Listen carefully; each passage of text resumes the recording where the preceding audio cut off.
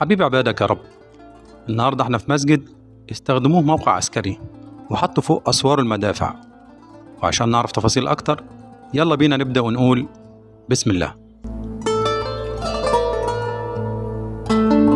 البداية كانت ميدان بيلعب فيه صاحب المسجد بالكرة، عجبه موقع الميدان فقرر يبني مسجد فيه ويخلي باقي الميدان وقفا له، وبالفعل بنى الجامع سنة 665 هجرية 1266 ميلادية، وهو من أقدم جوامع العصر المملوكي ومن أكبر جوامع القاهرة، حيث تبلغ مساحته حوالي 3 أفدنة، وظلت تقام فيه الشعائر لفترة طويلة.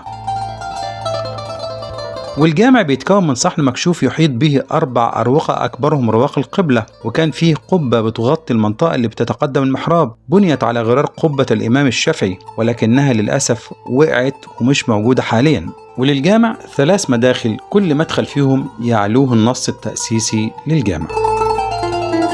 وعلى مر العصور التاريخية شهد الجامع العديد من الأحداث والتغيرات، فمثلا أثناء الحملة الفرنسية تم تحويل الجامع لحصن وقلعة عسكرية، وحطوا المدافع أعلى الجدران وحولوا مأذنته لبرج إلى أن تهدمت، وبعدها تم تحويله لمصنع صابون في عهد الوالي محمد علي باشا، ثم أقيم به مخبز، حتى أن سنة 1812 تم نقل بعض أعمدة الجامع إلى جامع الأزهر لبناء رواق الشرقوة اللي هم طلاب إقليم الشرقية. وفي فترة الاحتلال البريطاني لمصر تم تحويل الجامع لمخزن للمهمات الحربية الخاصة بالاحتلال، ثم مذبحا حتى عام 1915 ميلادية.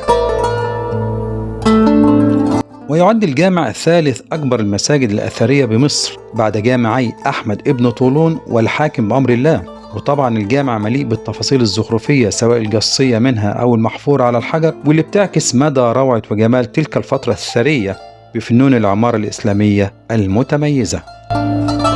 يا ترى عرفتوا احنا كنا فين النهاردة؟ احنا كنا في جامع الظاهر بيبرس البندقداري بميدان الظاهر بالقاهرة.